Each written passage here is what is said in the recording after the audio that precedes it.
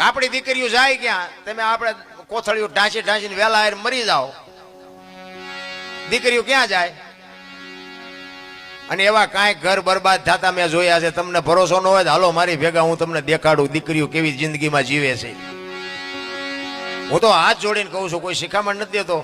પીતા હોય પીજો, મારા પૈસાનું કઈ પીતા નથી, પણ આ ધંધો કરાય નહીં. એવા બાપુ ઘર બરબાદ થઈ ગયા, કારણ કે રળવાનું હતું ને જે ખાવાનું સાધન હતું ને એ ટાળી દીધું અને એ વિયાઈ ગયા. ખાય એવું ન રવા દીધું.